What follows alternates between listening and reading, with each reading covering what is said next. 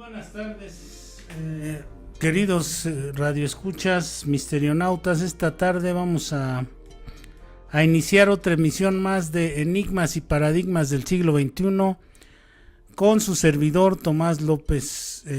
Bueno, pues estamos aquí ya saliendo ahorita o todavía con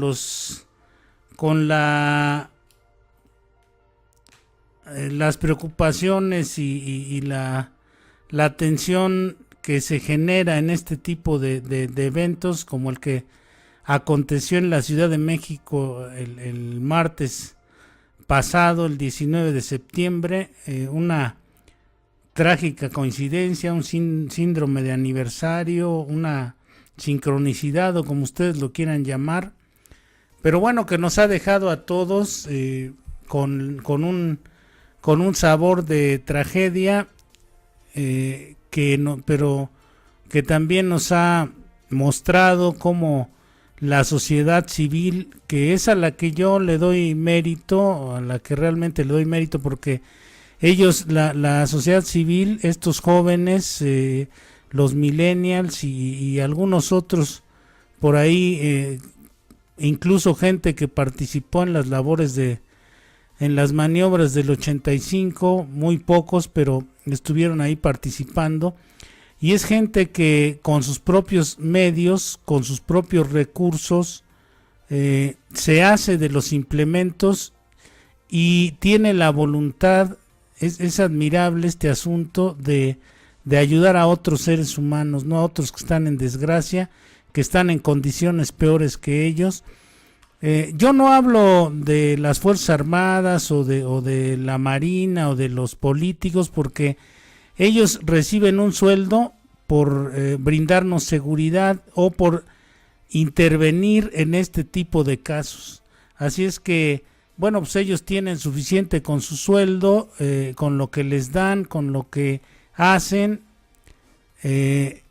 pero realmente el reconocimiento que creo yo que internacionalmente y nacionalmente se ha ido gestando es para la sociedad civil, ¿no?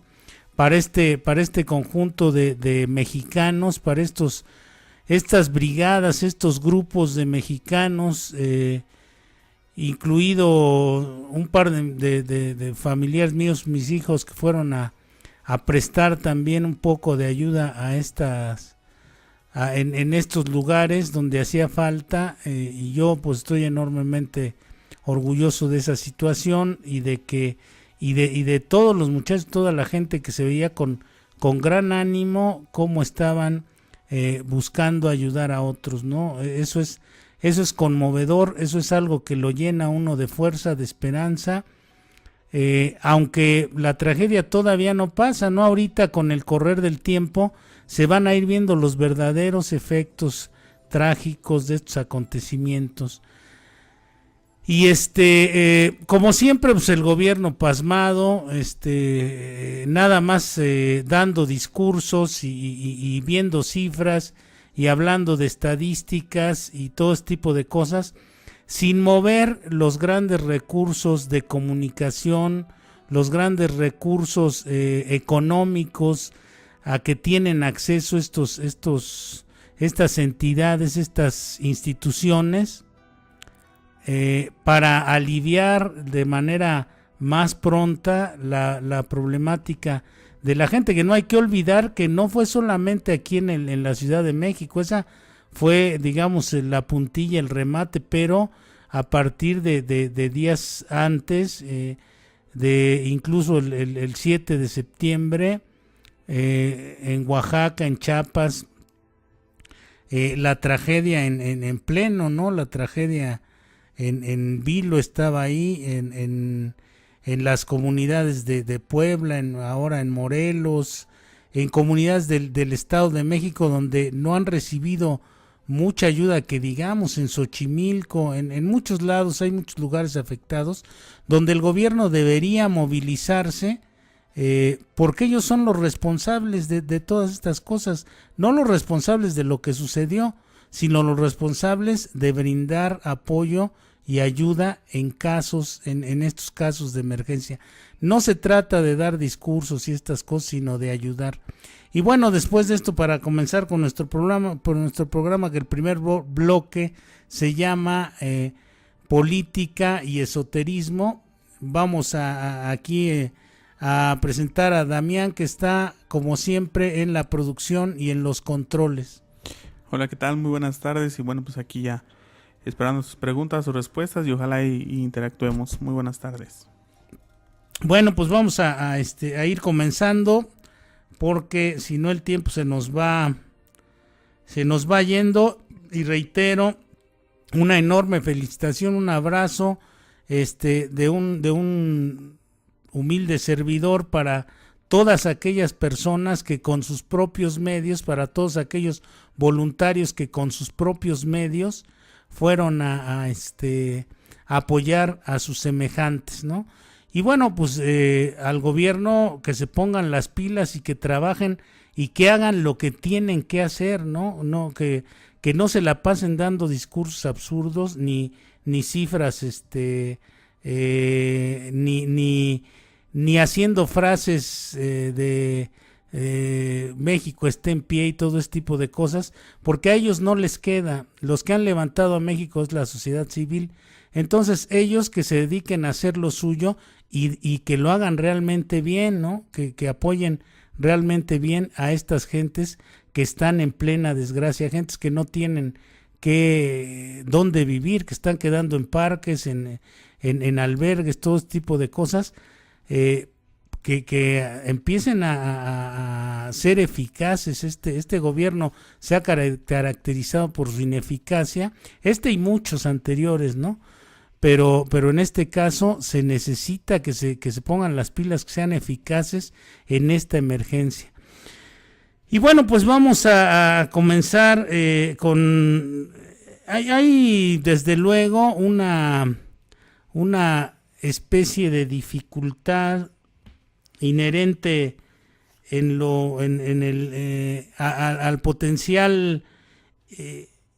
al potencialmente ilimitado campo de la política, ¿no? Combinado con la complejidad de la definición de lo que es esoterismo en este programa que estamos, en este bloque que estamos llevando a cabo. Bueno, pues hay ahí es difícil deslindar estos conceptos. Requieren una definición clara, ¿no? Para que haya algún entendimiento mayor. Desde el punto de vista de la filosofía política, se deja abierta la cuestión a si es legal, a si tiene un estatus legal los grupos esotéricos. Los grupos esotéricos, bueno, pues existen desde mucho tiempo, desde hace mucho tiempo. Las cofradías fundadas por los picapedreros alemanes y todo este tipo de cosas que luego se fueron convirtiendo en grupos esotéricos, en grupos de gente que buscaba hacerse del poder a través de métodos cuasi mágicos, ¿no? O de métodos ahí con rituales de iniciación, con invocaciones, con todo este tipo de cuestiones de las que no se han desligado los políticos, a pesar de que ha pasado el tiempo y tenemos una historia muy diferente el día de hoy. Tenemos un sinnúmero de herramientas, de diferentes órdenes en el sentido tecnológico, pero desde luego los políticos siguen estando apegados a este tipo de manifestaciones del conocimiento humano, porque quiérase que no, estas prácticas esotéricas, las invocaciones, los ritos, la magia, todo este tipo de cuestiones a pesar de que las ciencias exactas y todas estas cosas han avanzado enormemente, siguen siendo el recurso de muchas personas para sus diversos métodos o actividades, para conseguir sus fines.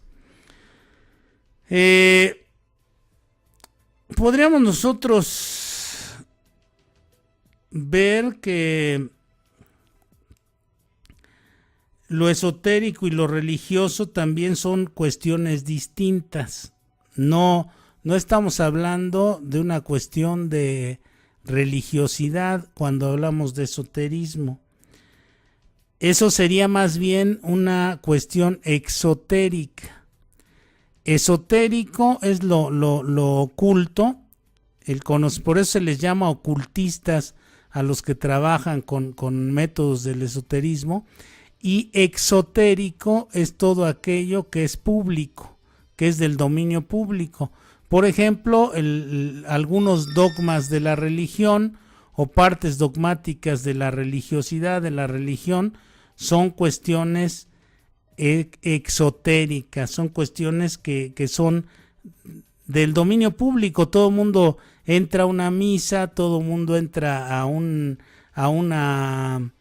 boda, todo el mundo entra a una misa de difunto, o una misa de gallo, o una misa de boda. A todos estos rituales todo el mundo entra.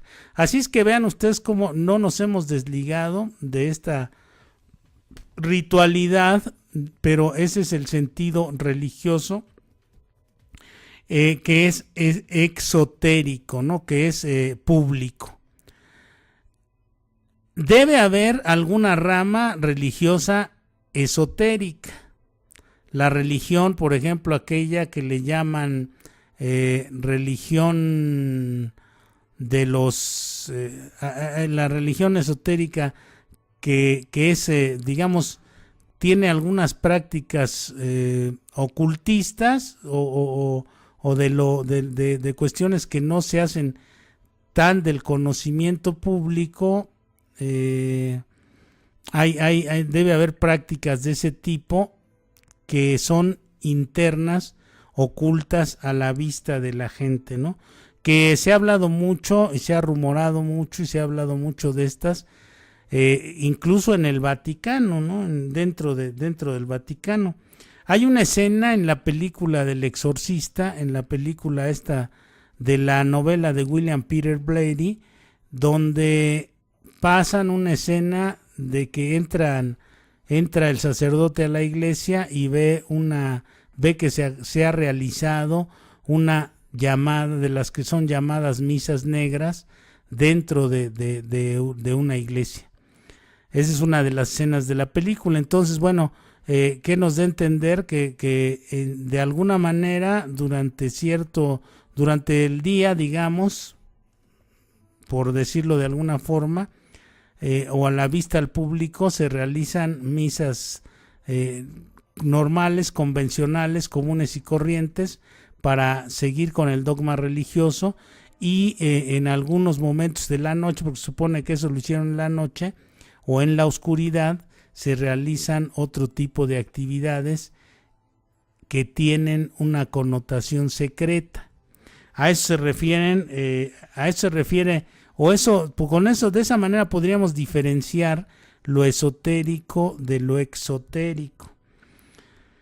Los elementos de estos tipos de relaciones se habían conformado en la antigüedad de la Grecia clásica y en el mundo de los profetas bíblicos. Después, los cambios en la conciencia religiosa occidental en el Renacimiento y en la emergencia de la política en el sentido moderno favorecieron las especulaciones de una forma esotérica de legitimidad del poder. En la era de la Ilustración y la Revolución Francesa, el eclipse de la participación del clero en el poder político, e incluso en algunos países su eliminación, dio lugar a otras necesidades de unidad y de búsqueda de sentido. Esto que le estoy comentando es de un artículo que habla sobre este asunto de la política de lo esotérico de la política. Ahorita les digo de quién es este artículo. Es un artículo muy interesante que habla sobre todos estos asuntos de del esoterismo y la política. Entonces, miren ustedes, en la transición a la ciudadanía politeísta en Atenas ocurrió en simbiosis con la sociedad familiar y tribal original. Aristóteles, en su Ética a Nicomaco, presenta al hombre como naturalmente político. Fíjense, él presenta al hombre como naturalmente político. Y Platón creía encomendada al filósofo la misión de redescender a la caverna para transmitir los modelos divinos que son inaccesibles a los hombres ordinarios. Por eso, bueno, pues habla Platón de el mito de la caverna, ¿no? En el libro séptimo del libro de la República de Platón se habla sobre este mito de la caverna, que es una especie de alegoría o una alegoría donde se ve que a cierta distancia de los esclavos, porque así pinta la humanidad al hombre ordinario, al hombre común, como una especie de esclavo encadenado a las cosas comunes y corrientes ordinarias, a las dependencias de orden material, a aquello que le produce seguridad en el sentido material. Y bueno, pues lo demás es una cuestión de deslindamiento o deslinde de las cosas de orden divino, de orden superior, ¿no? Lo mantienen bajo un yugo. Los políticos a cierta distancia de donde están los hombres en el fondo de la caverna, pone una mampara. Platón dice que o describe una mampara donde detrás de ella, como la que usan los charlatanes. Ustedes entenderán que los charlatanes son aquellos que manipulan los títeres, son los titiriteros, digamos. Entonces, a cierta distancia están los titiriteros que van manipulando el orden natural de los hombres, ¿no? Los tienen con un yugo de esclavitud y van manipulando su ideología y van manipulando su imaginación, la imaginación humana, van manipulando sus emociones y todo esto, de tal manera que los políticos, digamos, los que están ahí en la mampara, están completamente dueños de la situación. Y las personas que no tienen que no tienen ninguna que no han encontrado ninguna elevación interna, ninguna elevación cultural, espiritual, filosófica, ética, política, se van quedando ahí atorados en esta esclavitud, en este yugo, en este yugo de esclavitud que menciona Platón. Y entonces, bueno, pues eso era, Platón decía que de repente llegan dos filósofos y le quitan las cadenas a uno de estos hombres y lo sacan. Ellos tenían el deber de quitarle el yugo a estos hombres y sacarlos de ese lugar para llevarlos a una mejor condición de vida, a una condición elevada de vida, demostrarles el orden divino.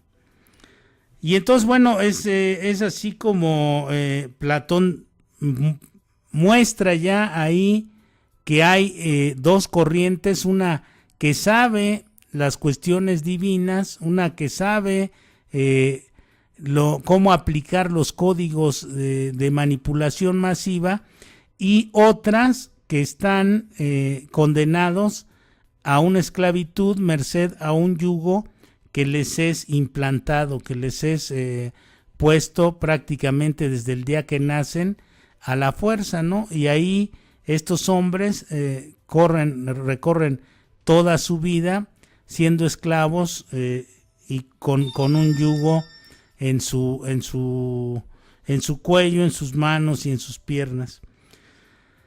Y entonces, bueno, después pues viene también un tratado de Pilo de Alejandría, donde clasifica las artes políticas como pertenecientes a la magia y relaciona a los hombres de estado con magos y hechiceros. Este se llama Tratado de Somnis. Tratado de Somnis es el tratado del sueño. Es donde Pilo de Alejandría, bueno, pues habla de este asunto de la magia y la política.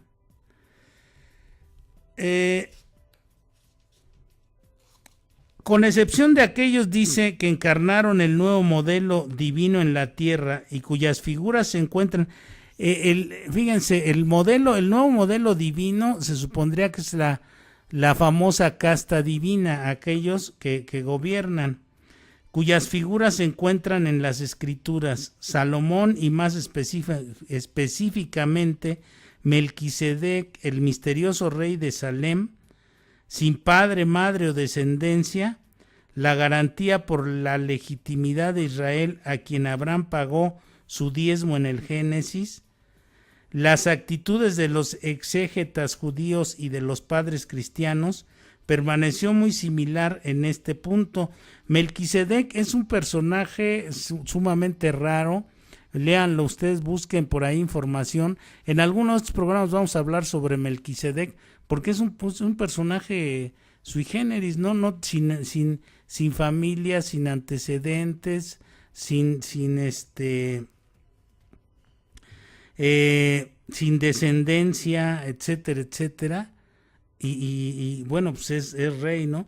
Por eso luego hay muchas teorías o muchas hipótesis que van ahí formulando algunas gentes que se dedican a investigar todas estas cosas, de que hay algunos linajes que no son precisamente linajes que hayan surgido en este planeta. Interprétenlo como ustedes quieran, ¿no? El comentario de Moisés Maimónides en la Edad Media sobre la Torá, en su guía de perplejos, contrasta con los regímenes políticos resultantes, por ejemplo, de las leyes de los griegos, con las encontradas en las palabras de los profetas. Fíjense cómo hay algunas similitudes entre estas cosas, ¿no? La reanudación de la prohibición que prueba la continuación de la práctica y la consulta de una bruja de Endor por el rey Saúl, que viene también en la Biblia, son ejemplos. El rey Saúl dice: buscadme una mujer con el don de la adivinación, la confirmación por parte de las artes ocultas, y todas estas cuestiones, ¿no? Este libro que les comento, este tratado de Somnis, este tratado de Somnis, bueno, pues habla de todas estas cuestiones desde la más lejana antigüedad, cómo se va formando, cómo se va dando esta alianza del poder con la magia, ¿no? Del poder con la brujería, del poder con lo esotérico. En otro pasaje dice: el arte de la política frente a la cuestión del sentido de igual modo encontró un nuevo tipo de expresión, notablemente después de 1516 con la utopía de Tomás Moro. Recuerde usted lo que es una utopía. Una utopía es aquella parte donde se puede o se hace donde se genera una versión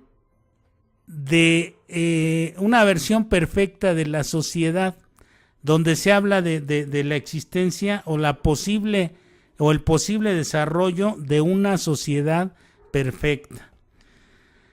Pero fue en las manifestaciones rosacruces los que fueron más significativos a la sociedad. Recuerde usted que los rosacruces es una de estas cofradías de gentes que se han dedicado al estudio de lo esotérico para obtener poder.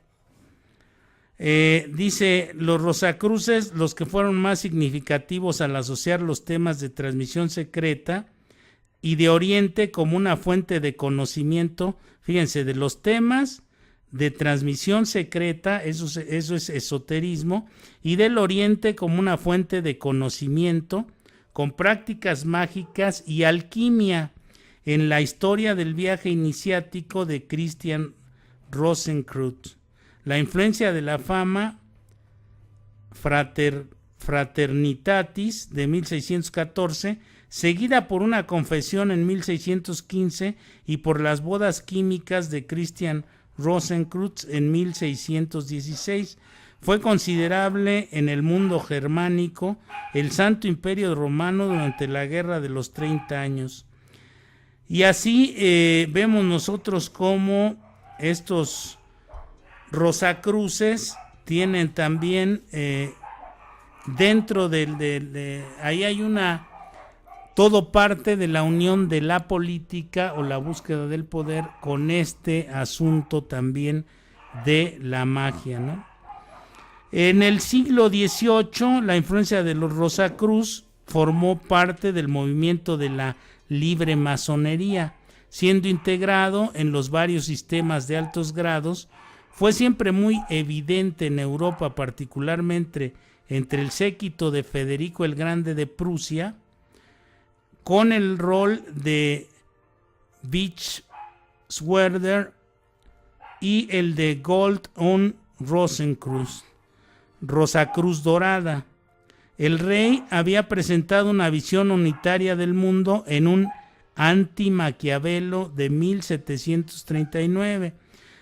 Decía, si uno desea razonar justamente en el mundo, uno debe volver al origen de las cosas, de forma que pueda saber en la medida que se pueda los primeros principios o los principales principios.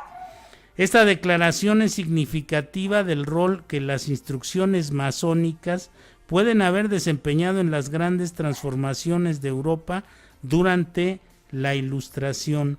Y entonces aquí vemos ya cómo se fue aliando el esoterismo con la política y fue creando grupos muy poderosos, grupos sumamente poderosos. Bueno, pues la francmasonería, los francmasones, fueron quienes formaron finalmente los Estados Unidos.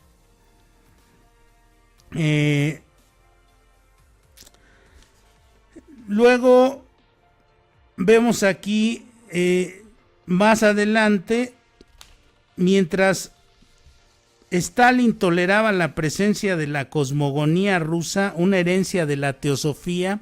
Ustedes saben que se formó en el siglo XIX el movimiento teosofista por Annie Besant, por Elena Blavatsky, como líderes sucesores de este movimiento teosofista. Bueno, pues Stalin, que era un verdadero tirano, toleraba esta presencia de la cosmogonía rusa, una herencia de la teosofía alrededor del físico Sakharov. La SS de Himmler se deshizo rápidamente de las pretensiones esotéricas y místicas de algunos de sus miembros, tan pronto como intentaron ir más allá del papel puramente decorativo. Pero bueno, pues este señor era un verdadero tirano y tenía que tolerar, quizá, fíjense bien, quizá por miedo a que algo le sucediera si desafiaba a esta orden teosofista, que venía precedida de tener videntes muy poderosos como Elena Blavatsky, Annie Besant, C.W. Leadbeater y algunos otros entre sus filas. Estas gentes, por ejemplo, Leadbeater tiene libros de invocaciones, grimorios, donde se dice que se pueden invocar entidades para que nos traigan diferentes beneficios, pero advierte él que las consecuencias de estas invocaciones son responsabilidad de quien hace las invocaciones. Así es que si usted está tentado a hacer este tipo de invocaciones, tenga cuidado, porque las consecuencias de esto no son, digamos, no es algo, ¿cómo pudiera decirle? No se sabe, ¿no? Son inmedibles, pues. Entonces hubo una serie de movimientos religiosos, particularmente de la categoría de la nueva era en el siglo XVIII y ya principios del XIX, la asociación del progreso técnico y humano en un contexto de especulación ocultista, dice este artículo maravilloso que al final les digo de quién es. El mismo legado ha incluido también un rechazo de la civilización individualista de Occidente, y mucho más fácilmente desde que la religión cristiana ha abandonado progresivamente el terreno, dejándolo abierto al esoterismo.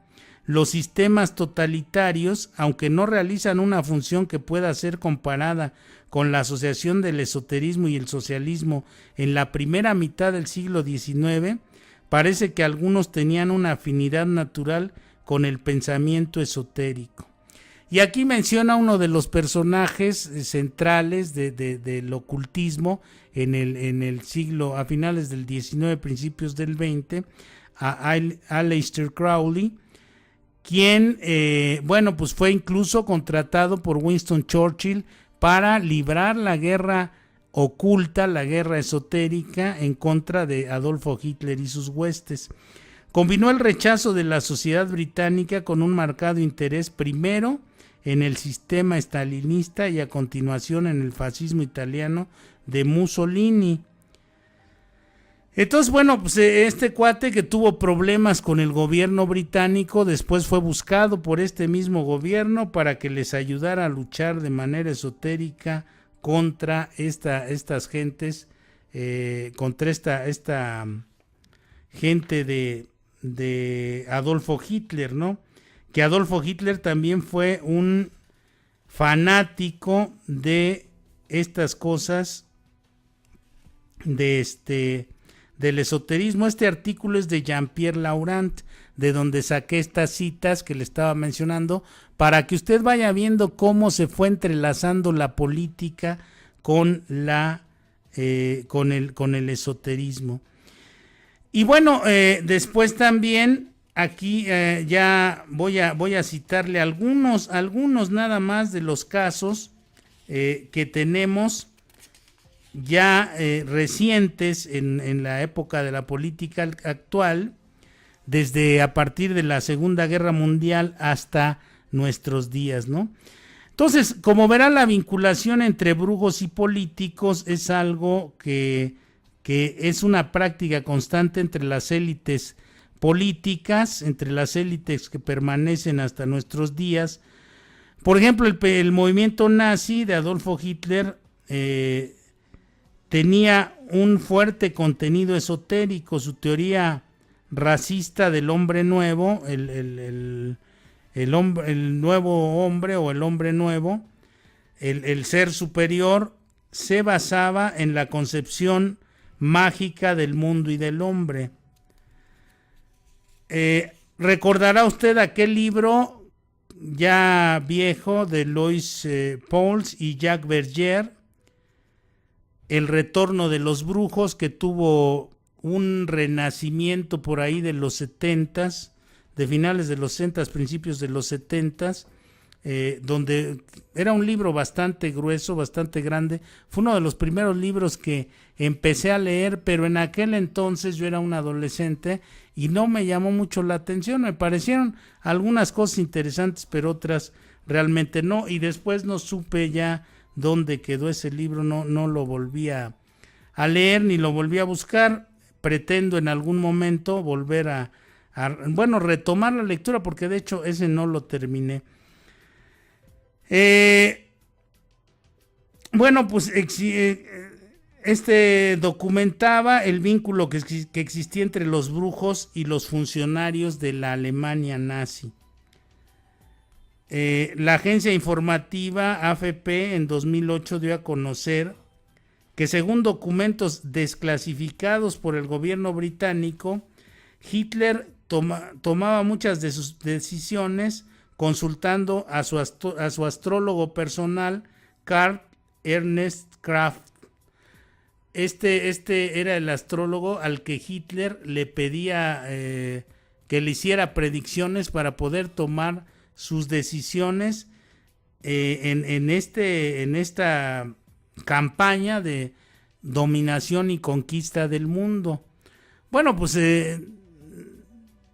digamos que esto no es extraño. Recuerdan ustedes que en el Mundial de Sudáfrica, me parece, echaron a un técnico de Francia porque consultaba los astros para poner las alineaciones de su equipo, ¿no? Son cosas que nos parecen extrañas, pero a muchos les han ido dando resultados en cierta forma, ¿no?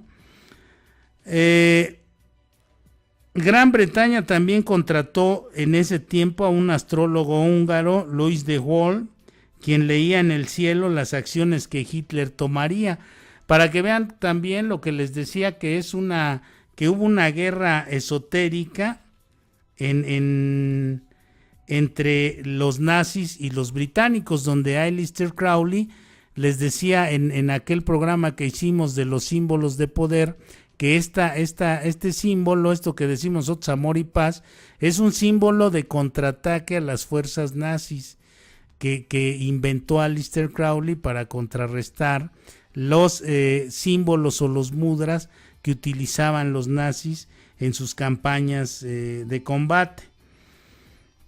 Un caso también en Argentina, encontramos a un brujo llamado Brujo Criollo, que José López Rega, cantante de boleros frustrado y futbolista fracasado del River Plate, pasó de policía a secretario particular, conductor, curandero, consultor y asesor de Juan Domingo Perón.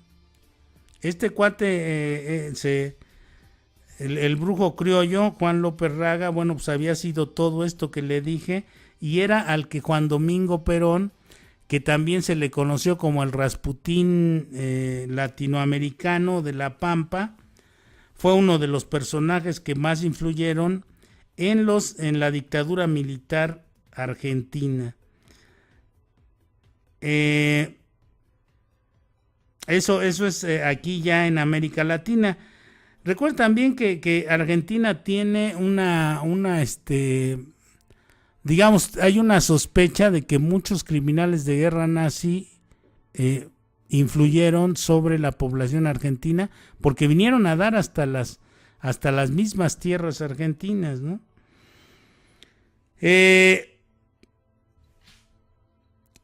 También tenemos algunos personajes como deleznables, desde luego, como Francisco Franco, quien consultaba a las brujas del norte de África, especialmente una llamada Marcida, que vivía en Marruecos. Franco se dice que participó en rituales satánicos marroquíes y en sesiones espiritistas al lado de toda su familia.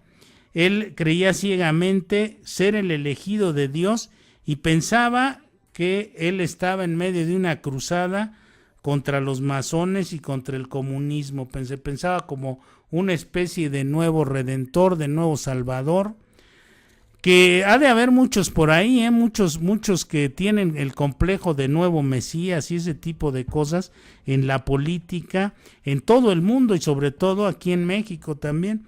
Dice, los casos de gobernantes y políticos aquí en México se relacionan con brujos, chamanes, espíritus, videntes, etcétera, etcétera, ¿no? Por ejemplo, hay algunos casos de Francisco I. Madero, Felipe Ángeles, que fueron conocidos por su fe en el espiritismo. Francisco I. Madero, bueno, pues se dejaba guiar por lo que le decían los espíritus, y dicen muchos que por eso que eso le costó la vida prácticamente, ¿no? Costó que lo tomaran preso y lo sacrificaran. Felipe Ángeles era uno de los generales de Francisco Villa, también un hombre bastante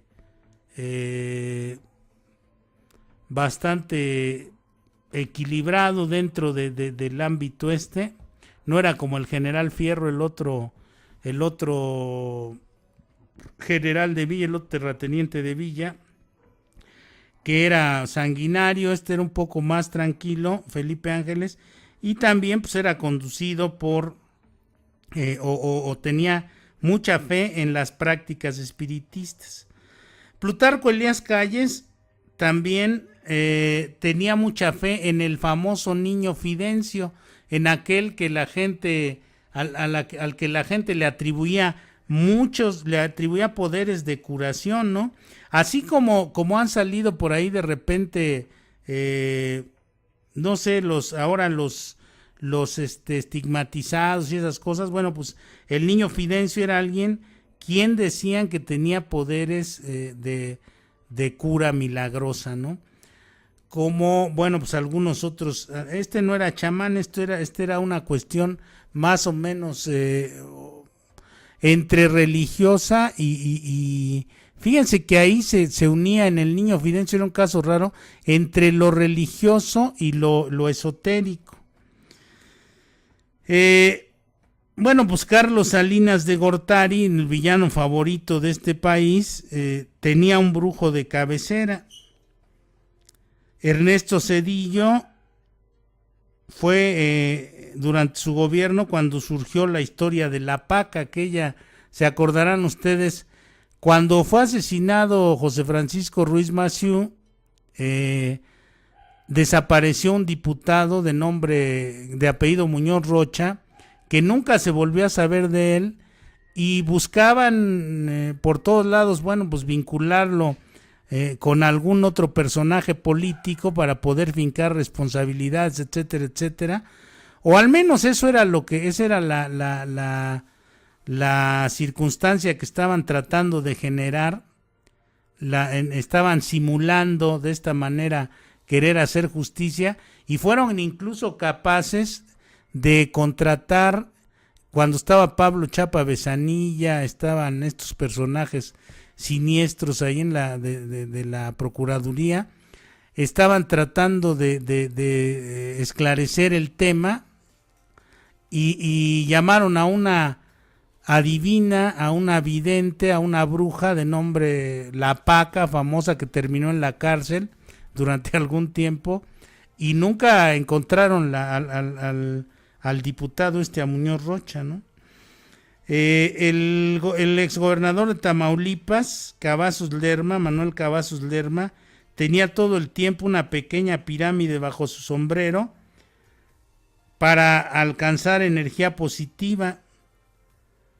Él tenía fe en el despertar de la conciencia, era una fe absoluta que tenía este señor, y bueno, pues tomó un curso de meditación oriental de Maharishi, y se lo implantó a todos los funcionarios de su gobierno. Lástima que no les haya funcionado muy bien, ¿no? El subcomandante Marcos siempre ha estado rodeado de símbolos religiosos. Uno de estos es el báculo de poder de los 7 pueblos mayas de Chiapas, que se entregó en una ceremonia cargada de misticismo, celebrada en el corazón de la selva lacandona. Así es que Francisco Barrio, cuando era gobernador, caminó sobre las brasas ardiendo en una ceremonia de supuesta neurolingüística, en aras de las aspiraciones por trascender. Fíjense, todas estas cosas son las que han ido haciendo nuestros políticos. Hicimos una breve historia porque no alcanza el tiempo, ya nos estamos terminando el tiempo de este bloque. También hicimos una breve historia de cómo se fue aliando, o tratamos de hacerla tomando como base este artículo que les referí hace un momento y que ya les dije el autor, y luego les voy narrando algunos de los episodios de estas de nuestro país, cómo ha estado aliado la política a esto de la brujería, del esoterismo y todas estas cosas, ¿no?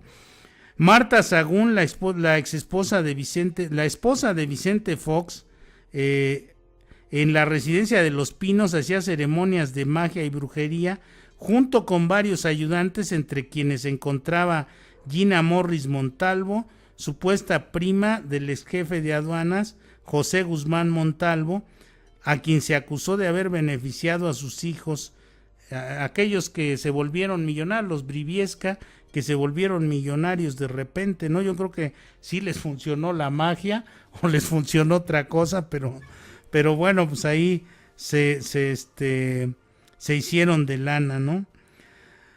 Santiago Pardo, una pieza fundamental en la imagen de la campaña de Fox, era ferviente creyente de la corriente mística conocida como los mayas galácticos.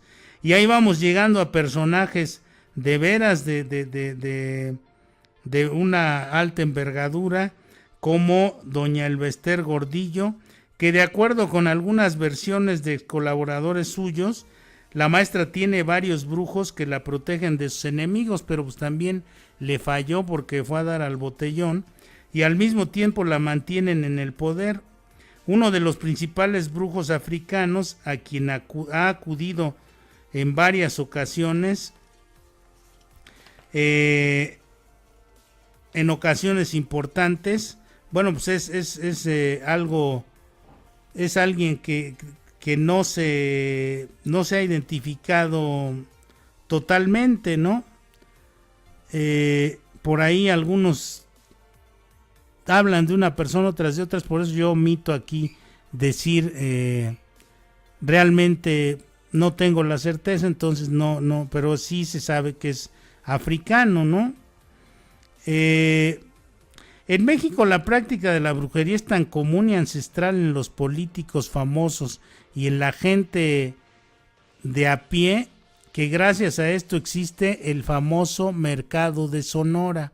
Ustedes pueden ir al mercado de Sonora y encuentran toda clase de cosas, ¿no? Cuando quieran hacer un amarre eterno, dicen ahí que agarrarse una pareja para siempre, bueno, pues van y les hacen un trabajo para el amarre eterno y van a tener pareja para siempre, ¿no? El día de la brujería es el primer viernes de marzo, y el emblemático Catemaco, ahí en Veracruz, es el lugar donde se sabe que habitan los brujos más poderosos del país. Y así pues vemos cómo también José Gil Olmos tiene un libro que se llama La política y brujería, donde menciona, bueno, pues muchos casos de estos personajes que mencionábamos hace un momento, donde se dice que se emplea todo tipo de magia negra, roja, gris, verde, etcétera, etcétera, pero el cometido finalmente es la obtención del poder. Porque pues sin duda al parecer la brujería tiene algo que todo mexicano quisiera, ¿no? Que de alguna manera hacerse de las cosas, lograr el poder, todas estas cosas de una manera rápida y eficiente, no perderlo, etcétera, etcétera, pero no con trabajo, con estudio y con esas cosas, sino con brujería. Yo recuerdo cómo algunos alumnos llegué a verlos ahí con algún talismán ahí en su mano mientras hacían sus exámenes, y yo les decía, bueno, pues mejor deberían haber estudiado bien y también traer su talismán si eso les da seguridad, pero primero pues tienen que estudiar bien las cosas. Este es el asunto. La brujería y la política siempre han estado ligados desde hace mucho tiempo. Ustedes juzguen, yo nada más expongo los hechos, ustedes juzgan y deciden qué les parece este asunto de brujería y política. Y aquí terminamos el primer bloque, vamos a saludos, preguntas o comentarios. Los invitamos a que se comuniquen al 75 95 10 72 si tienen algún comentario, alguna pregunta o alguna aportación que hacer a este programa. Se los agradecemos. Y bueno, adelante, Damián. Claro, dice aquí, dice, hola José de Colima, México, felicidades y gracias por su programa. Hola José. También por aquí nos saluda, dice, hola, soy Rubén Videgaray, soy de Buenos Aires, Argentina. Hola Rubén, saludos hasta Buenos Aires. De Hidalgo, saludos profesor Tomás.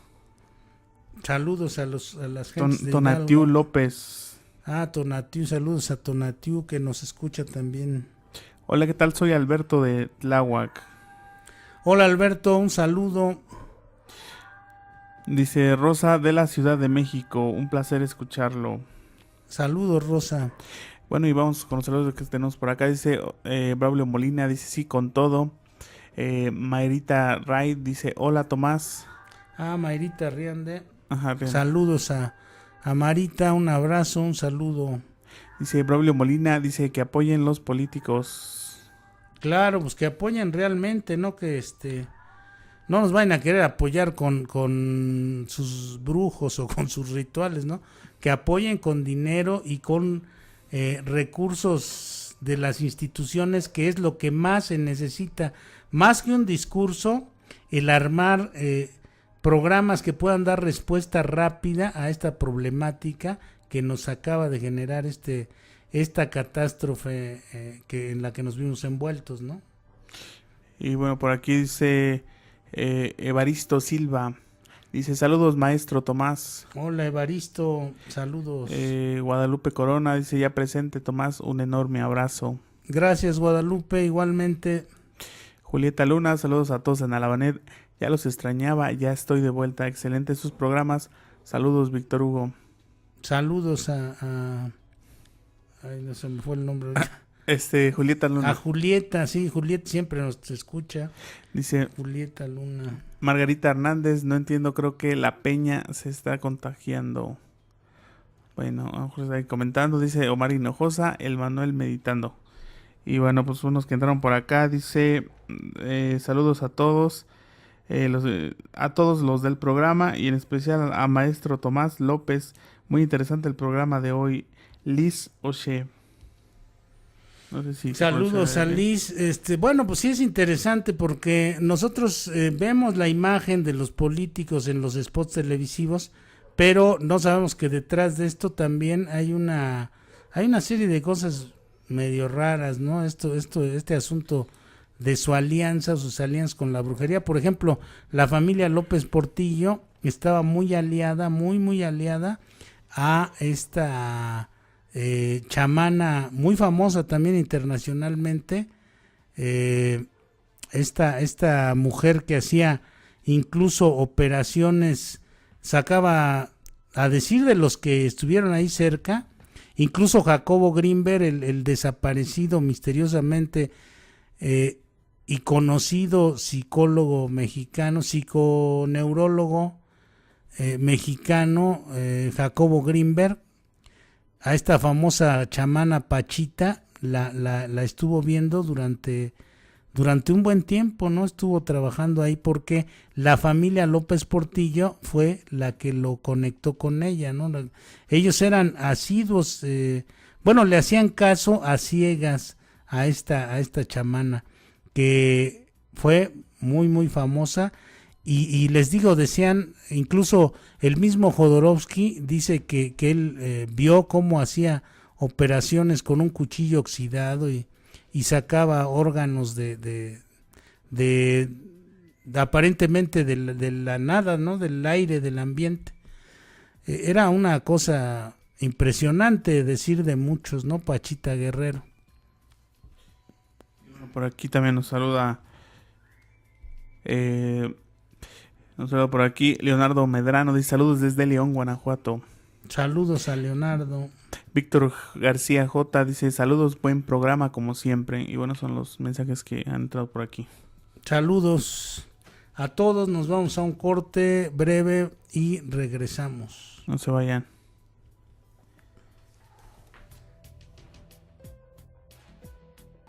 Bueno, pues regresamos, ya estamos aquí con en este bloque vamos a hablar sobre el desdoblamiento astral, los famosos viajes astrales, que son diferentes al sueño. No crea usted que son, se puede, digamos que utilizar se puede diferenciar, digamos, lo que es un sueño y un desdoblamiento astral, porque dentro del sueño se entra en un estado distinto que se le ha llamado pérdida de conciencia, aunque bueno, pues el sueño nos aporta una serie de elementos importantes para nuestra vida que muchas veces no valoramos lo suficiente. No le damos el justo valor que tiene esta expresión de nuestro ser, los sueños, y tampoco, bueno, pues los viajes astrales, los desdoblamientos astrales, ¿no? La gente piensa muchas veces, hay gente que llega a pensar que se trata de una cuestión negativa, de algo que no es, de algo que es como una especie de enfermedad o alguna cosa así. No es tal, no. Lo que pasa es que estas partes de nuestro ser, estas manifestaciones de nuestra conciencia, porque a final de cuentas son manifestaciones de nuestro ser. Puede ser la parte subconsciente, puede ser la parte consciente. Se supondría que dentro de un viaje astral no se pierde la dimensión de lo que estamos haciendo.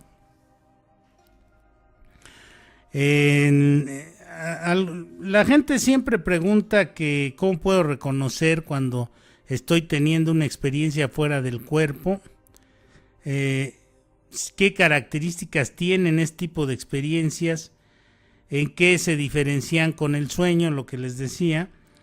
Y bueno, pues en el desdoblamiento astral hay algunas sensaciones que son básicas asociadas a ¿no? Asociadas a estas desdoblamientos.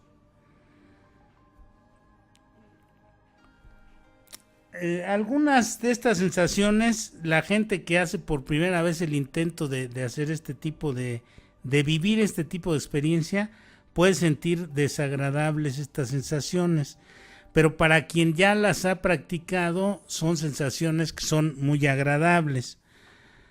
Se vuelven como habituales este tipo de sensaciones y le causan un alivio y una perspectiva distinta con relación a las cosas que suceden en la vida, ¿no? Hay una teoría de Jean-Pierre Garnier Mallet donde dice que tenemos una especie de doble cuántico. Esto sería una especie de viajero astral que va hacia el futuro y nos va nutriendo la intuición para irnos diciendo qué es lo que nos espera en el futuro, para irnos previniendo de los eventos a los que nos vamos a encontrar en un futuro próximo, a mediano plazo y quizá también a largo plazo. Y entonces, bueno, pues todas estas sensaciones a veces le causan a uno espanto, a veces le causan a uno sorpresa, a veces le caen a uno de peso, como vulgarmente se dice, ¿no? Quizá no sea, o más bien como cada organismo de nosotros es diferente, cada cabeza es un mundo, cada organismo tiene algunas conexiones diferentes a otros organismos por su forma de vida, por el entrenamiento emocional, por el entrenamiento espiritual, si es que ha habido. Si es que no ha habido entrenamiento emocional o espiritual, si por la concepción de las cosas, por la cosmovisión que tiene uno del universo, por la relación con Dios, la misma relación con este poder superior, con este Dios. A lo mejor uno tiene alguna relación fuerte o cercana, hay quien no tiene o no le gustan estas cosas de orden religioso. Entonces, por estos matices pueden hacer variar la experiencia de el viaje astral. Una de las sensaciones que son más comunes en este tipo de experiencia es lo que se llama o a lo que le llaman el estado vibracional.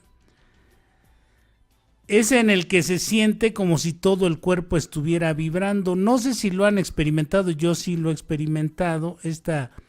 Incluso en algunos momentos, si uno está haciendo relajación, si uno se tiende, digamos, sobre una superficie plana, con ropa suelta, hace una serie de respiraciones profundas. Generalmente se hacen inhalando por la nariz y exhalando por la boca, o también puede uno estar en posición de loto, o puede estar uno sentado en una silla con la espalda recta y las piernas bien recargadas sobre el piso, las manos en los muslos. Hay diferentes formas de apostarse. Les digo, por ejemplo, puede uno estar acostado en flor de loto, sentado sobre una silla cómoda, pero dispuesto para hacer estos ejercicios y sin interrupción, que es algo que va a ser muy difícil en este tiempo para muchas personas, porque, bueno, pues la mayoría son esclavos del celular, no tienen que estar viendo su celular cada 3 segundos, si no se les va la respiración y la vida misma, ¿no? Decían por ahí que hoy a las muchachas les preocupa más perder el celular que la virginidad u otra cosa, ¿no? En son de broma, lo decía por ahí algún locutor. Entonces, todas estas cosas tenemos que hacerlas a un lado. Desconecte su teléfono, apague su celular, dispóngase una media hora, 1 hora para hacer un ejercicio de este tipo, y va a ver cómo cuando uno empieza a entrar en este estado de desdoblamiento, siente uno como si estuviera hirviéndole por dentro algo, no en el sentido del calor, sino como empieza uno a vibrar de todo su cuerpo. Empieza a haber un desprendimiento en todo el cuerpo. O puede estar localizada solamente en los pies, en las manos, en las piernas, no necesariamente en todo el cuerpo. La gente pues a muchos les da miedo porque piensan que el cuerpo está temblando, pero en realidad es que las energías están muy activas, que se han activado las energías. Recuerden ustedes que una de las concepciones del organismo humano, no la concepción tradicional de la medicina o este tipo de cosas, de la fisiología, de la neurología, de la endocrinología, de todos estos, digamos, auxiliares médicos de la vida humana, tienen la misma estructura que la visión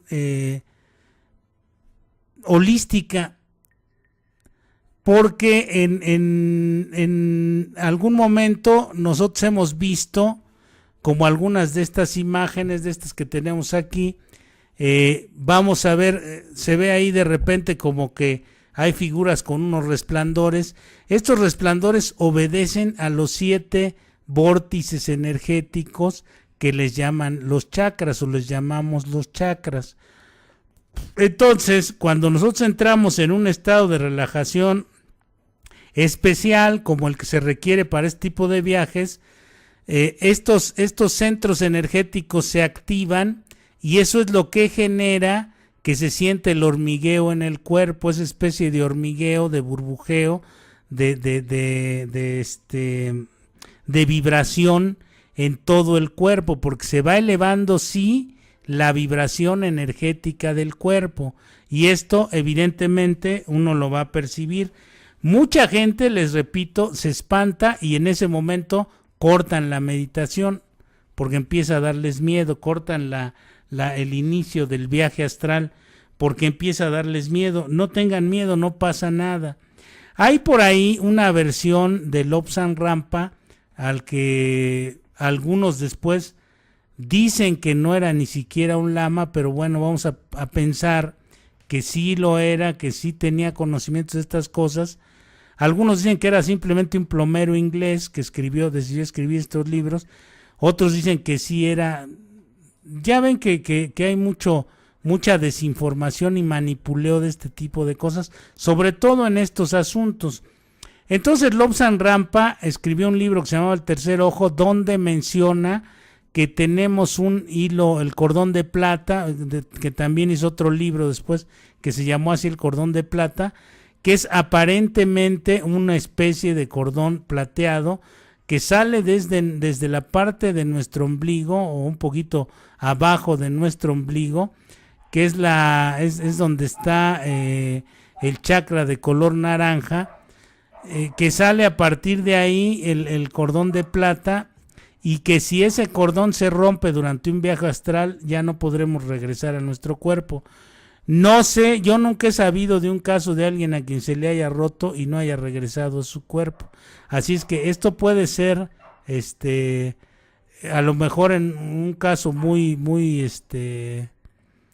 esporádico, quizá de millones que practican esto, le pueda suceder a uno de millones, de millones que practican. Podría, si esto fuese así, puede sucederle a uno o dos de varios millones que practiquen este tipo de técnicas. Yo no considero que sea así. Yo no creo en esta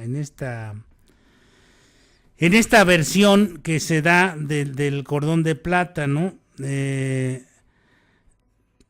También se puede escuchar un sonido fuerte dentro de la cabeza, un zumbido también dentro de la cabeza.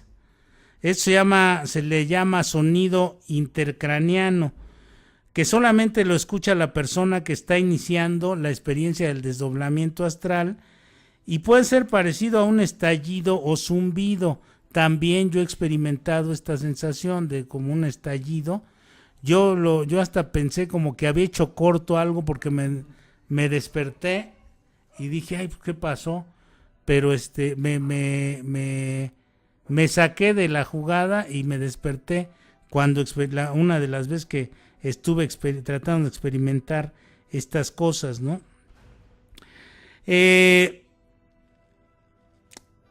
Esto lo escucha solamente el que está iniciando las experiencias de desdoblamiento, y puede ser un estallido zumbido, como les decía.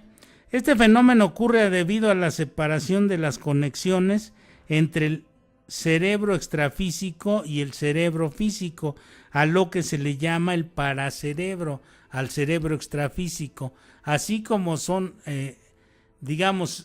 situaciones paranormales, bueno, pues nuestro paracerebro es el cerebro que no es el cerebro físico.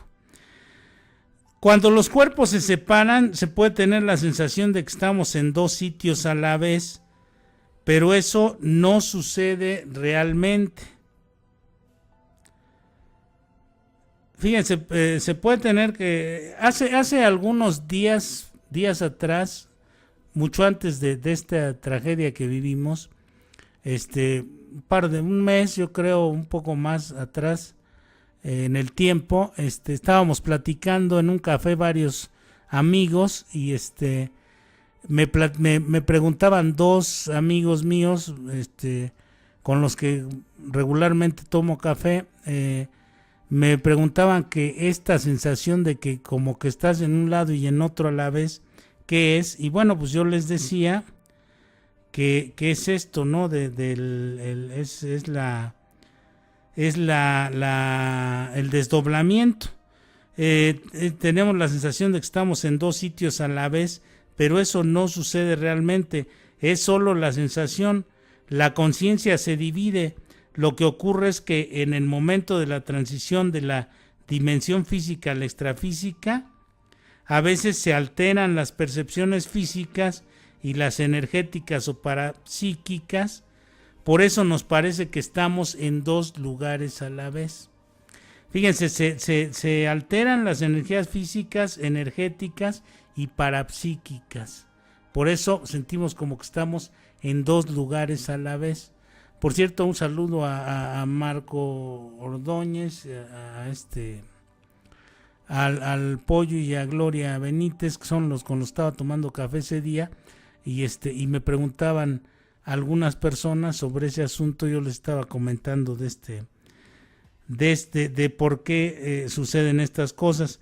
Una de las sensaciones más satisfactorias en la experiencia del desdoblamiento astral es la de sentirnos flotando en el aire. No sé si usted en alguno de esos estados, porque luego cae uno sin querer a esos estados, cuando está uno tratando de dormir, de repente cae uno a esos estados y viene una sensación de levedad, de ligereza, como que siente uno que empieza a volar.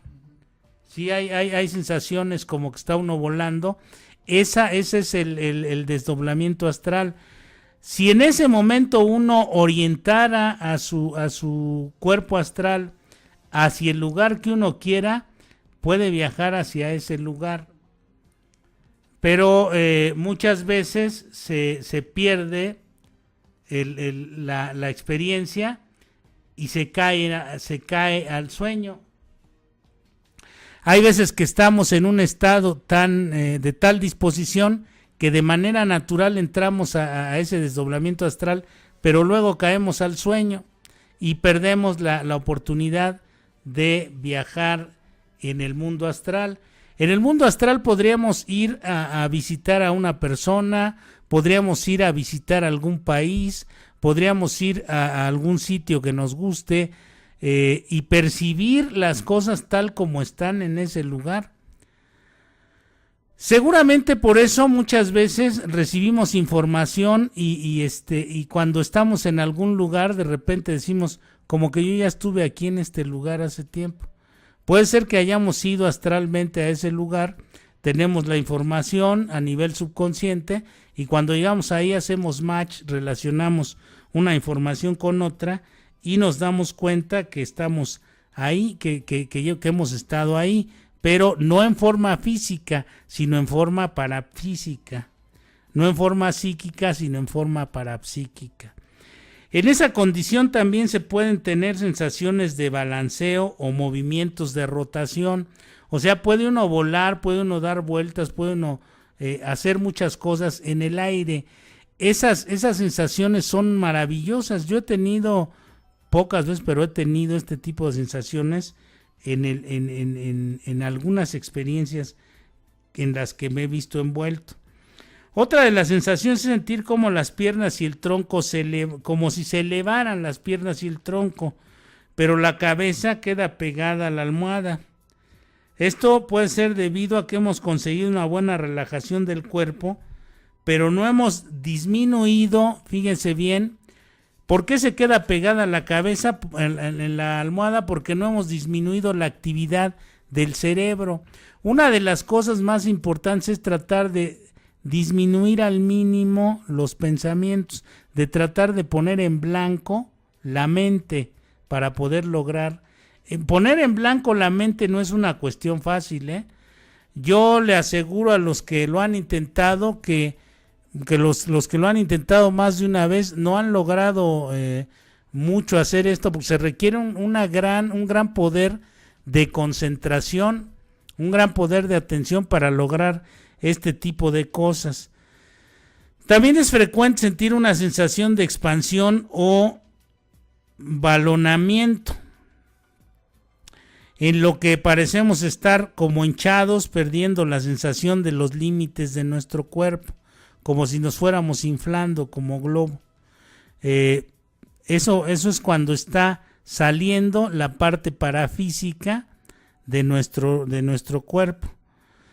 A pesar de poder tener varias de esas sensaciones, hay gente que cuando tiene una experiencia de desdoblamiento astral, la interpreta como si hubiese sido un sueño. Soñé que estaba volando y que de repente caía, pero no me mataba, sino que caía así como en las caricaturas, ¿no? Al momento de ir cayendo ya le metía freno y caía bien, y esas son cuestiones donde pues me vi involucrado en una experiencia de este tipo, pero no supe que estaba en este desdoblamiento astral. No puede ser considerada como una alucinación porque podemos planificarla, como les decía. Podemos hacer un plan para visitar a los padres, para ver a alguna persona que queremos ver, y luego regresar a nuestro cuerpo, ¿no?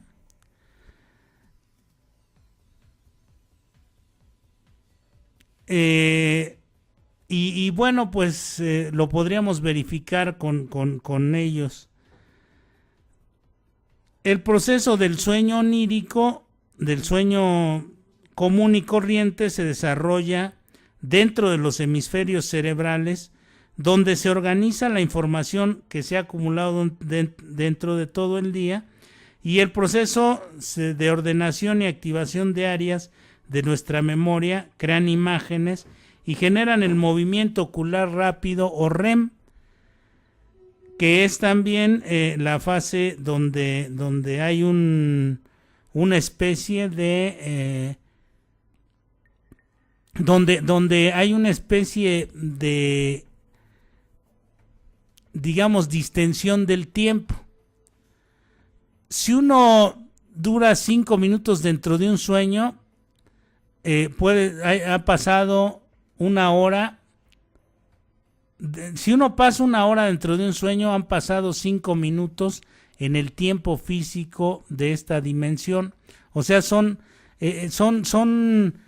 es una relación de, digamos, como de 12 veces, se expande como 12 veces o más, no sé, es una cuestión exponencial, lo que se desarrolla en el tiempo. Usted muchas veces puede cerrar los ojos y soñar varias veces en un tiempo muy reducido y pensar que ha pasado mucho tiempo. Todos hemos tenido la sensación de cerrar los ojos y de repente abrirlos como espantados, como sobresaltados, y decir, ya pasó mucho tiempo, y no ha pasado más que 15 o 20 minutos. Pero bueno, con esto terminamos el segundo bloque de nuestro programa. Vamos a las preguntas, a los comentarios, a los saludos, para terminar con el último bloque de este programa. Sí, claro, pues. Sí, muy bien, pues vamos con los saludos que han entrado por aquí. Vamos a mandar saludos a Daniel González, que la verdad es un misterionauta muy asiduo también aquí a la estación, pero sobre todo aquí con el profesor Tomás. Dice Águilas Blancas Casco, y saludos a todos y al maestro. Sabemos que la mayoría de los políticos se asesoran con brujos. De hecho, el director del IPN tiene a su asesor esotérico. Un abrazo. Ah, mire, qué buen dato que nos mandan aquí de ahí de Águilas Blancas, que Casco. Tienen todos los políticos tienen sus asesores esotéricos. O sea que ya tenemos que irnos al mercado de Sonora para conseguirnos un asesor esotérico. Sí, ¿verdad? Dice Emma Gamboa, bueno, pues aquí está reportándose. Paco Barajas dice saludos desde Camargo, Chihuahua. Saludos a Paco Barajas. Rodolfo Villalba, saludos Tomás desde Las Vegas. Saludos a la ciudad del pecado. Eduardo Osuna dice saludos. Rodolfo Villalba aquí nos hace un comentario, dice Tomás, ¿qué sabes del misal? Yo escuchando que se puede hacer brujería y hasta matar a una persona a través de rezos, ¿será cierto? Bueno, pues recuerden que en la Biblia, por ejemplo, hay un pasaje ahorita lo recuerdo ese pasaje donde se supone que iban a tirar las murallas de Jericó y empiezan a dar vueltas alrededor de las murallas, cantando himnos y tocando trompetas. Son himnos religiosos, ¿no? Y tocando las trompetas, hasta que a través de estar tocando las trompetas y cantando los himnos, hicieron que se derrumbaran las murallas de Jericó. Ese es un relato bíblico, ¿no? Ahora también hay sectas, esto escúchenlo bien, hay sectas donde la gente vamos a suponer que hay una persona a la que quieren perjudicar, y entonces empiezan a pasar por delante de su casa y se preguntan unos a otros, oye, ¿y el señor fulano, el que vivía aquí? Y algunos le dicen, no, pues ya murió, en paz descanse y no sé qué, y hacen ahí algún rezo rápido, y así están dale hasta que se muere la persona. Entonces, bueno, pues ese es el poder de la sugestión también, ¿no? Esto tiene que ver con esas cuestiones. Y debe haber invocaciones de ese tipo, ¿no? Invocaciones, incluso hemos hablado aquí también del famoso libro del Necronomicon, que es una especie también de grimorio donde hay invocaciones para muy diversas cosas, pero se dice que el que lo lee termina loco o muerto. Entonces, pues ahí ustedes decidan si los utilizan, ¿no? Bueno, son los saludos que entramos por aquí, que entraron. A ver, creo que entró uno por acá. Dice, hola, ¿qué tal? Soy Edgar M. de Fresnillo. Hola, Edgar, ¿cómo estás? Escuchándolos. Y bueno, ese es el que entró por aquí, por el chat de la página. ¿Qué hacemos? ¿Seguimos con Vamos a unas cortinillas? Una cortinilla y regresamos con la última parte de Enigmas y Paradigmas. Regresamos. Bueno, pues para tratar también de contribuir un poco a este asunto porque mucha gente, incluyéndome a mí y a muchos otros, tenemos de repente con este asunto del sismo del día 19 y estas cosas, de repente nos entran alguna angustia o miedo o ansiedad, ¿no? Que son distintos estados en los que podemos caer después de un acto traumático, después de una situación traumática como lo ha sido esta catástrofe, que no existen, dicen algunos, los desastres naturales, sino existen los errores humanos.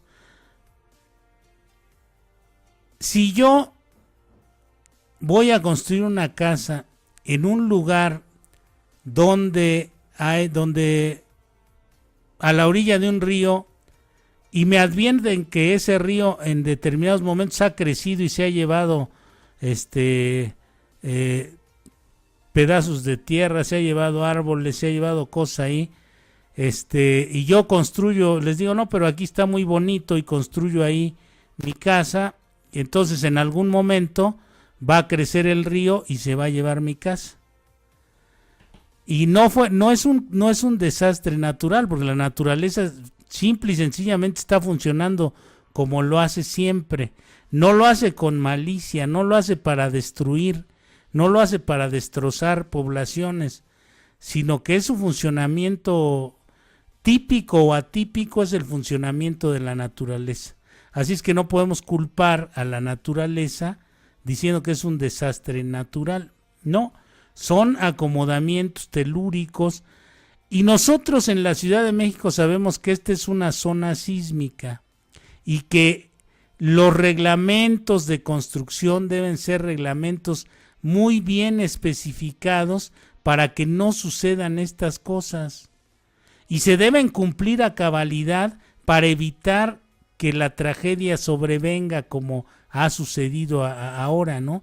Donde ha habido edificios que acaban que tiene poco tiempo que entregaron y se colapsaron con el temblor, Se supone que a partir de 1935 la reglamentación de construcción cambió. Entonces, que no vengan ahora con que es una cuestión atípica y que es la fuerza destructiva de la naturaleza y todo este tipo de cosas, ¿no? Los japoneses tienen sismos constantemente, creo cada 5 minutos tiembla en Japón. Bueno, no es cierto, pero tiembla muy muy seguido, y ellos tienen unas normas de construcción que seguramente cumplen a cabalidad. Por eso no hay tanta tragedia humana allá en ese lugar, por ejemplo, ¿no? Así es que si nosotros sabemos que está construida la ciudad se ha dejado crecer anárquicamente, sin planeación, y si encima metemos estos actos de corrupción y estos actos de negligencia, de no construir en base a un reglamento adecuado de construcción, pues vamos a tener siempre este tipo de problemas, y como resultado final de este tipo de problemas viene el miedo, la angustia y la ansiedad. Vamos a hablar un poco sobre cómo reconocer estas cosas en nuestro ser, estos estados emocionales de miedo, de angustia y de ansiedad. De por sí el miedo es un elemento que desde los 3 meses de gestación en el vientre de la madre, el niño ya siente, ya tiene. No es una cuestión, ¿por qué? Porque es un elemento de supervivencia. El miedo es una señal de alarma que nos indica que estamos delante de una amenaza. Y esto, bueno, pues cuando se presenta el miedo, la angustia o la ansiedad, inmediatamente viene una reacción en el organismo, porque nuestro cuerpo necesita más energía en el cerebro, en los brazos y en las piernas. Cambia su composición, cambia la composición de nuestra sangre para llevar más energía, más oxígeno a estos lugares. Se dilata la pupila del ojo se dilata. ¿Por qué? Para que podamos tener una visión más alertada, podamos ver mejor las cosas. Cuando uno se ve envuelto en un accidente, y muchos lo hemos experimentado, en un accidente de tráfico o en un accidente de otro tipo, inmediatamente ve uno las cosas como si sucedieran en cámara lenta. Es una particularidad con la que está dotada el organismo humano. ¿Por qué se ve en cámara lenta en medio de un accidente? Porque nos da esta visión alterada en medio de un evento de este tipo. Nos permite tomar una acción de supervivencia en medio de esta acción, en medio de este momento de accidente. Mientras el sudor que empieza uno a sudar frío y caliente cuando vienen este tipo de cosas, el sudor nos sirve para enfriar los músculos. Entonces, ¿qué diferencia existe entre el miedo, la angustia y la ansiedad? Básicamente, la sensación de angustia es muy similar al estado que domina el individuo con el miedo. En ambos casos, además de la sensación que es de la sensación subjetiva y psicológica que tenemos nosotros de temor y amenaza, existen síntomas corporales y respuestas del organismo que son muy comunes, como las que ya le decía hace un momento.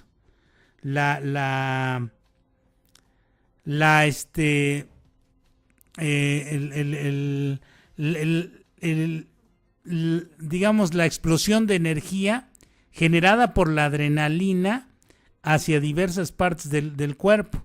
Ha habido casos de mujeres de 45 kilos y de no más de unos 50 de estatura que levantan un coche para sacar a su hijo cuando está el niño entre las llantas del coche.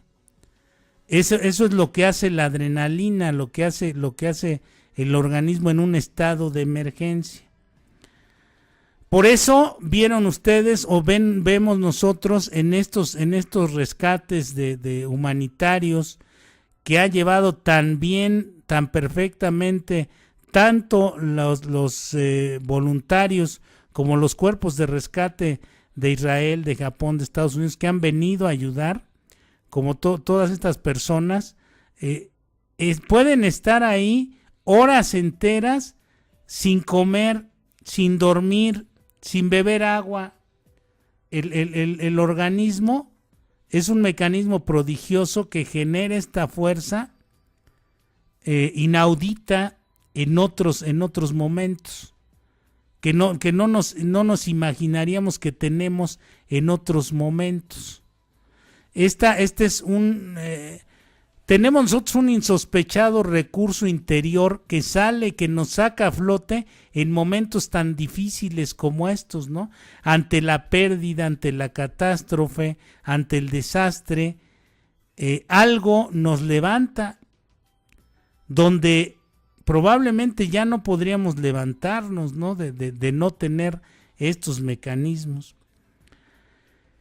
Y entonces, miren ustedes, la ansiedad tiene varios síntomas. La ansiedad es una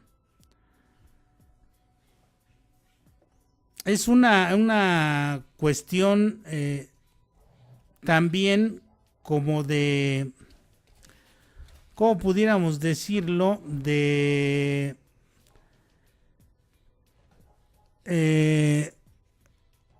Es una cuestión más psicológica, que tiene que ver más con los neurotransmisores que con la parte física, más física de nuestro ser. Tiene que ver más con la parte mental del flujo de dopamina y estas cosas. Entonces, los síntomas de la ansiedad son la dificultad para respirar, respiración entrecortada, se hace un nudo en la garganta, sentimos necesidad de aire, hay suspiros, bostezos, dificultad para hablar. Eso es en el sentido respiratorio. En el sentido cardiovascular vienen palpitaciones, taquicardias. De repente siente uno como una especie de dolor en el corazón o de pinchazos en la zona del corazón, una opresión.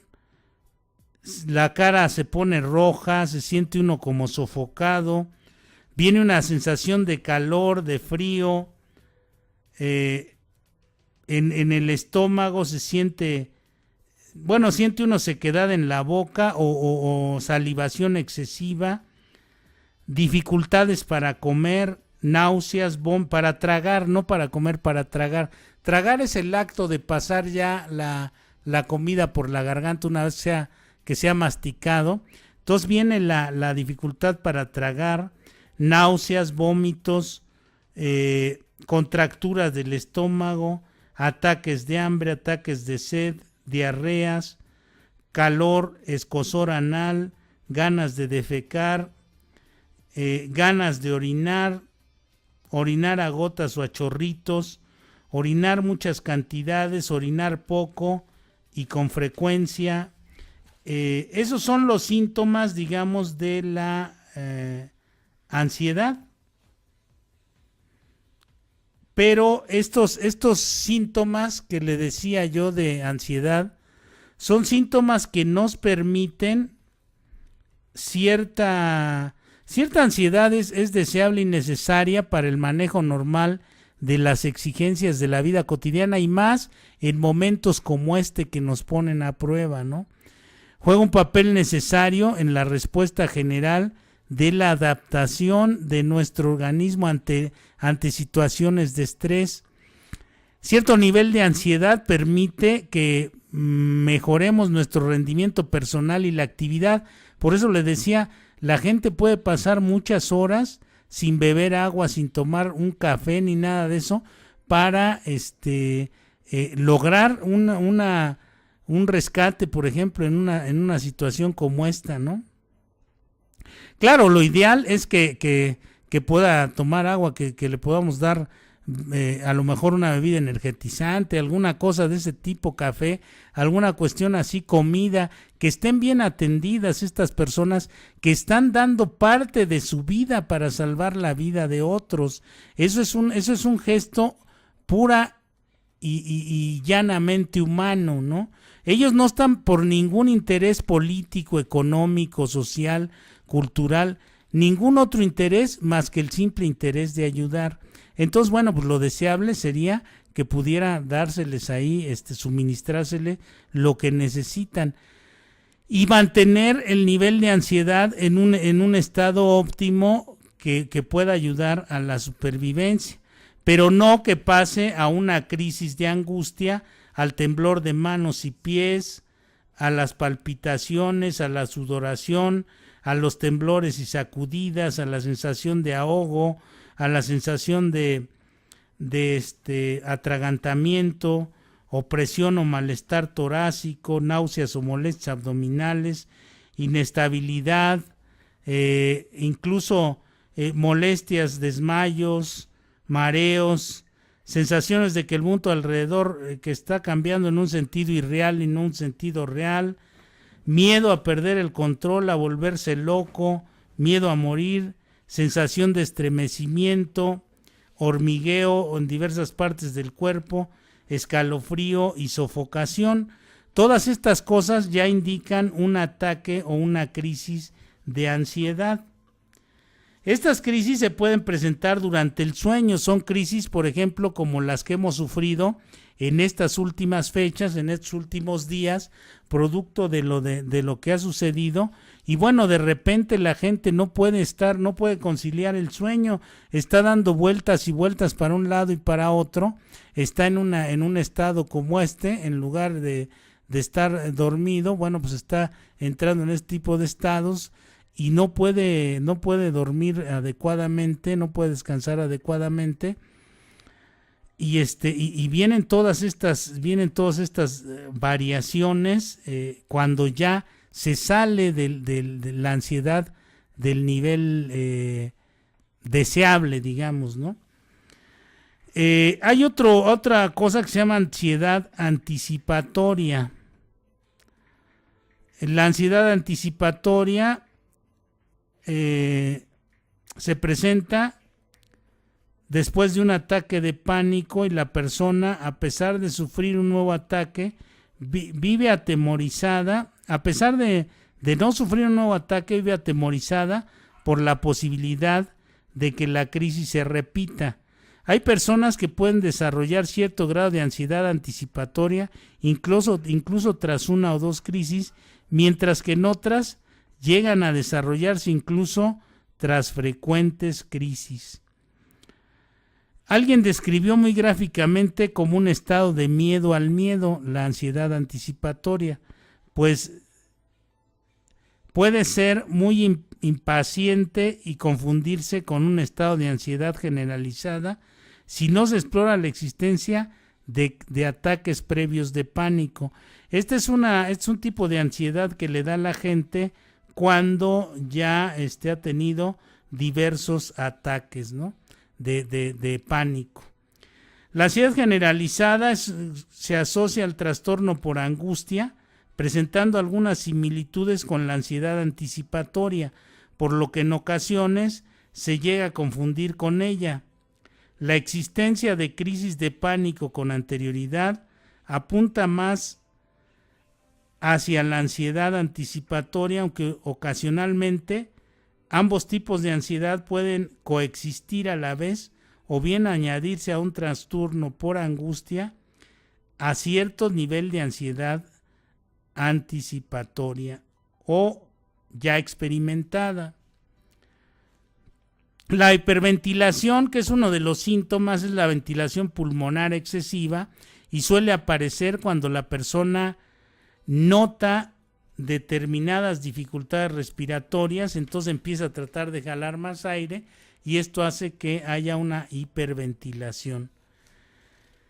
Estos son los trastornos por ansiedad. La angustia es un estado donde se bien, hay un miedo que es indefinido, un miedo a algo que no se sabe qué es, ¿no?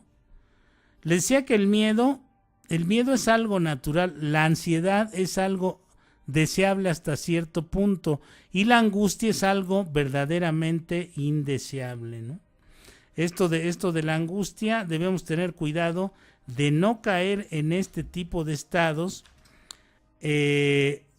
porque bueno, pues estos pueden llevarnos, este tipo de estados de emocionales nos pueden ir llevando hacia la puerta de la depresión. Hay muchos cuadros que pueden clasificarse bajo el nombre de depresión. Sin embargo, básicamente podemos decir que es un estado anímico de tristeza mantenida que se acompaña además de otros síntomas corporales variados. Es cuando usted ha estado en un estado de tristeza constantemente, que ha ido manteniendo este estado de tristeza constantemente, bueno, pues puede entrar en estos estados depresivos que son bastante incómodos y que bueno, pues le pueden dar muy duro en su vida cotidiana, pueden alterarlo en el peor de los sentidos, y bueno, pues hay mucha gente que cuando la depresión dura mucho empiezan a acariciar ya ideas incluso suicidas.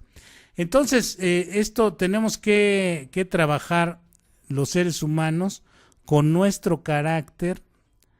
Esto significa revisarnos, significa que detectemos, vayamos admitiendo y corrigiendo todas aquellas cosas en las que creamos que estamos haciendo mal, de acuerdo a nuestro propio código, a nuestro código personal de conducción en la vida.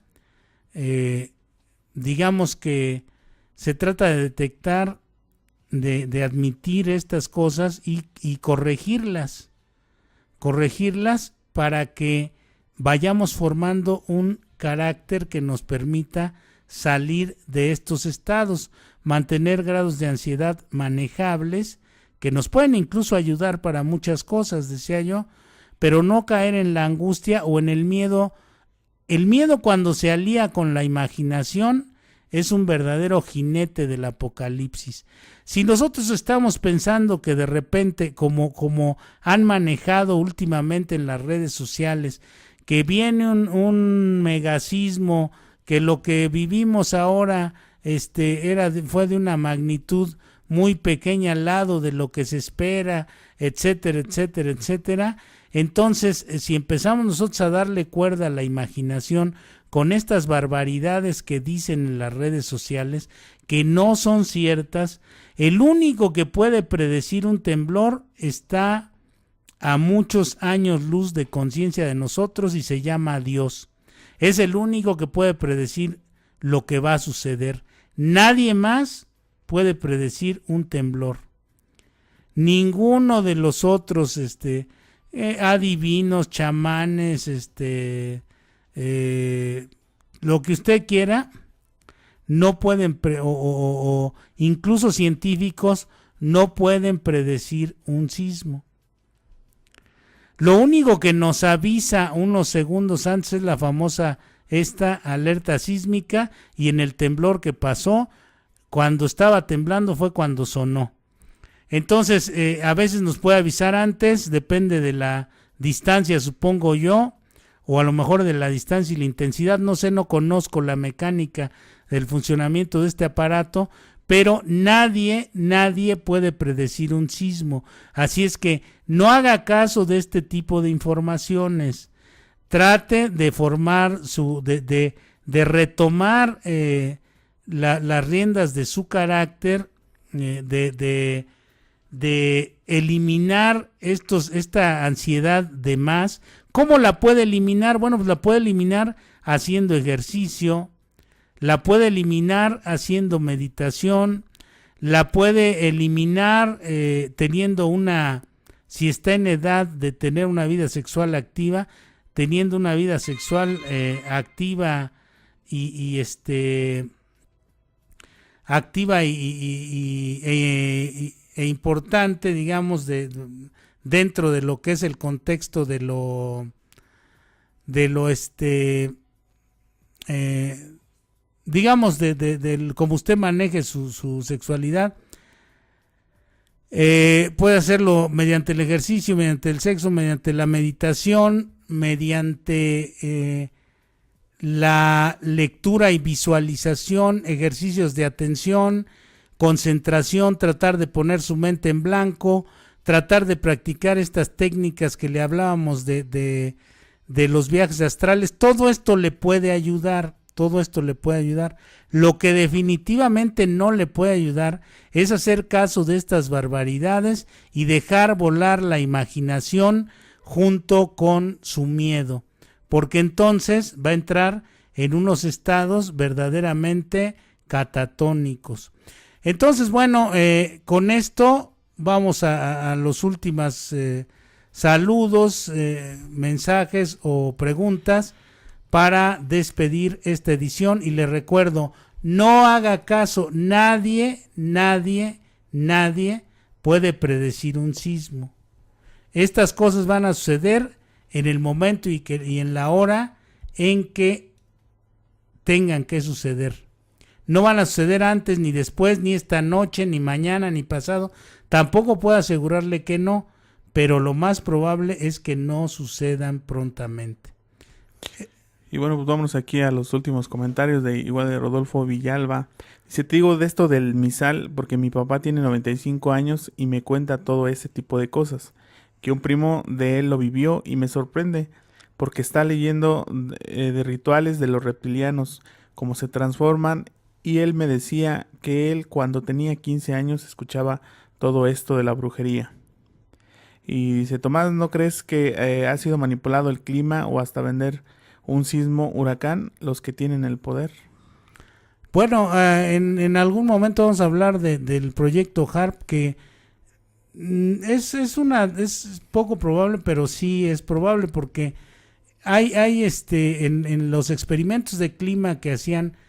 Recuerden que había un HARP en Gacona, Alaska, que era un cuadro de 400 por 400 metros lleno de antenas que enviaba ondas de baja frecuencia o ELFs hacia la ionosfera para manipular el clima, la lluvia, todas estas cosas, y que bueno, pues las ondas rebotaban y entraban a la Tierra.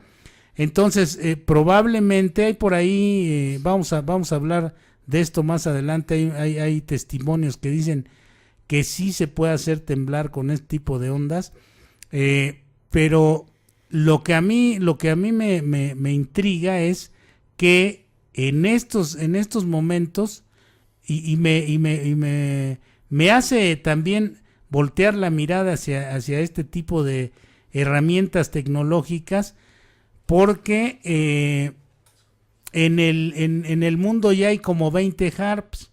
Ya no nada más está el de Gacón, Alaska, hay en Australia, hay en Alemania, hay en Inglaterra, en Jacamarca, Perú, hay como 20 HARPs en China. En China hay uno gigantesco de 1.2 kilómetros por lado. Entonces, todas estas cosas no sabemos nosotros si realmente esté o pueda desatarse una guerra climatológica que implique tormentas, huracanes, temblores, todo este tipo de cosas. No lo sabemos, no podemos saberlo, no hay una prueba, pero ¿por qué y por qué están gastando tanto dinero estos señores en hacer estos desarrollos, o para qué están gastando tanto dinero en hacerlos? Ahí quedaría la pregunta. Vamos a hacer un programa sobre esto, a tratar de investigar un poco más sobre estas cosas.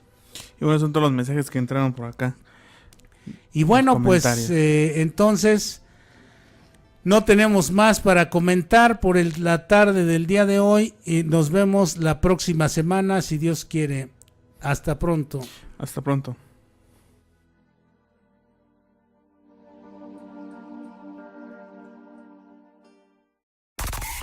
A la Habanera 4 y 5 Radio.